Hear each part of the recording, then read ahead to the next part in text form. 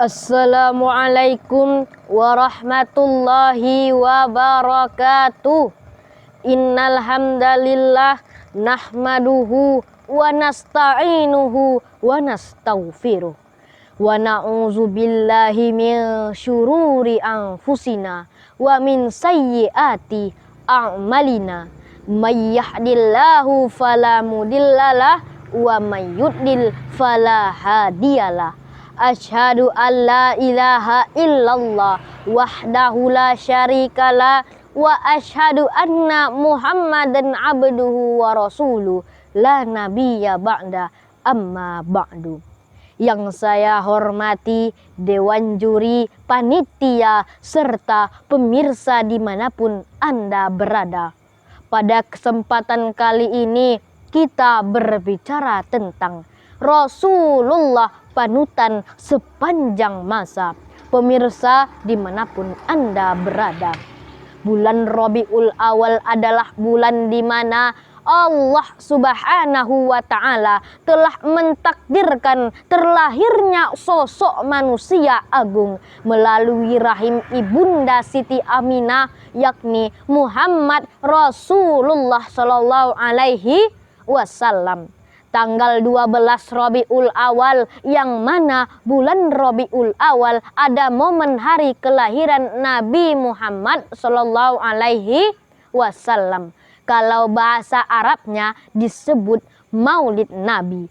Pemirsa dimanapun Anda berada, Maulid Nabi bukanlah hanya sebatas pergerakan seremonial saja, melainkan untuk mengupgrade keimanan kita selaku umat Islam dan menambah keilmuan kita.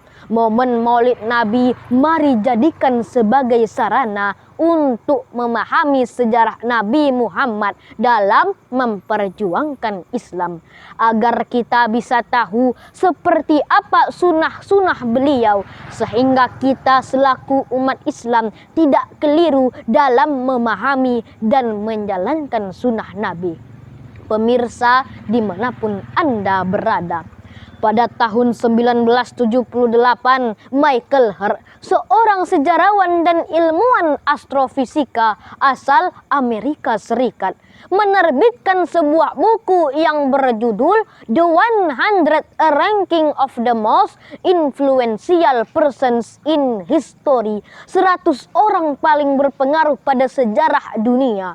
Di dalam bukunya ia menuliskan bahwa Nabi Muhammad merupakan urutan pertama orang paling berpengaruh di dunia. Subhanallah. Mengapa Michael Hart menempatkan Nabi Muhammad sebagai orang paling berpengaruh pada urutan pertama? Karena Nabi Muhammad bukan saja mampu menjadi pemimpin agama terbesar, tapi juga pemimpin negara, militer, meletakkan dasar ekonomi dan budaya, dan tak kalah pentingnya Rasulullah mampu menjadi panutan dalam segala hal, tak terkecuali generasi muda. Usia muda adalah usia produktif dan energik, sehingga banyak ungkapan dan anggapan oleh para tokoh terhadap generasi muda. Para pujangga bilang, wahai pemuda, jadilah seperti bunga di pinggir jurang, indah dipandang mata, susah dipetik orang.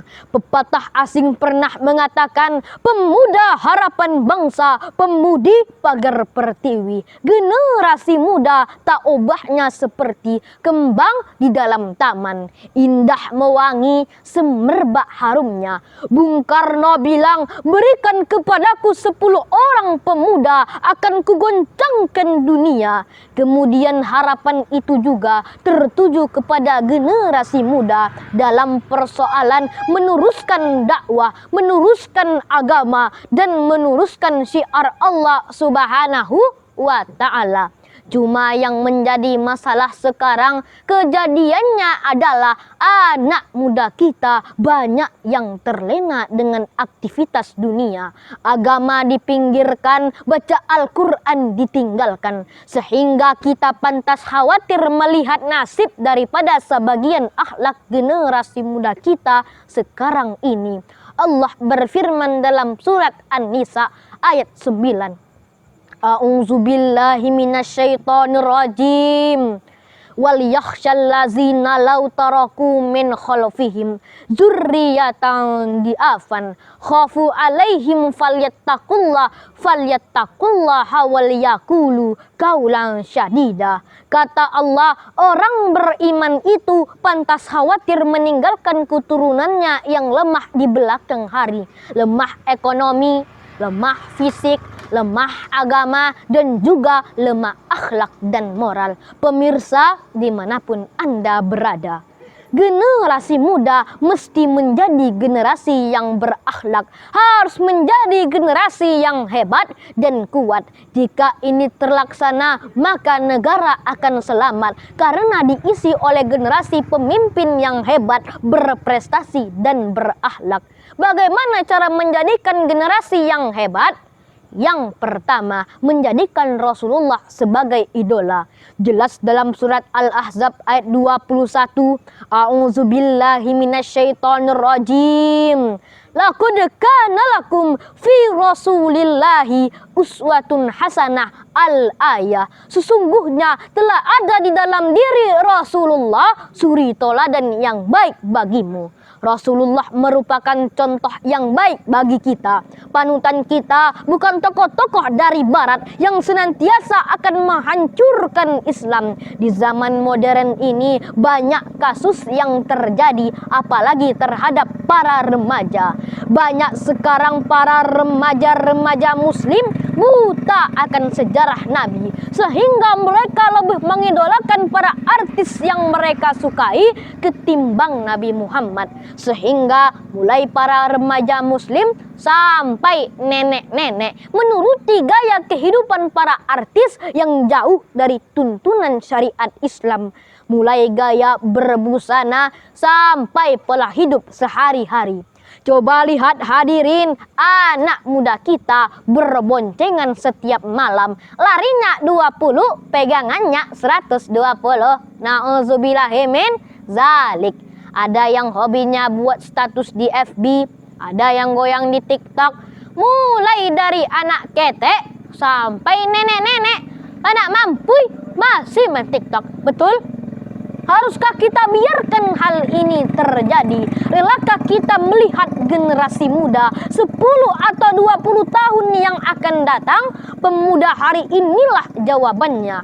Imam Ali pernah mengatakan, innamal umamu akhlaqahum mabakiyah fa'inhum zahabat ahlakahum zahabu. Baiknya suatu bangsa dan negara terletak pada akhlak remajanya. Pemirsa dimanapun Anda berada.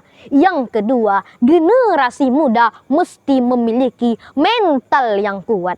Generasi muda pada zaman Rasulullah memiliki generasi yang luar biasa. Mereka baru berumur 14-15 tahun, tapi keberanian mereka tidak diragukan lagi. Mereka menjadi pahlawan bagi Islam dan bukti kuatnya iman dan akidah mereka. Mereka ikut berperang dengan Rasulullah Shallallahu Alaihi Wasallam walaupun umur mereka masih muda.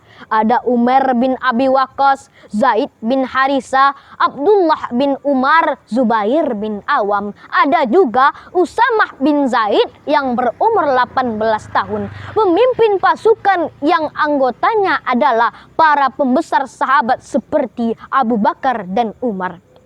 Dan masih banyak lagi para pemuda yang ikut berjihad, berperang di jalan Allah walaupun umur mereka masih muda.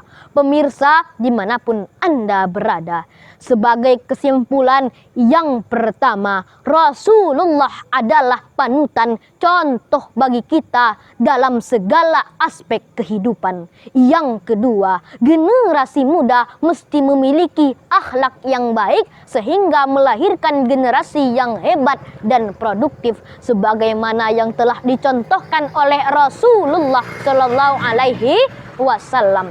Akhir kalam, subhanul yamur rijal godan, the young today, the leader tomorrow. Pemuda hari ini, pemimpin hari esok.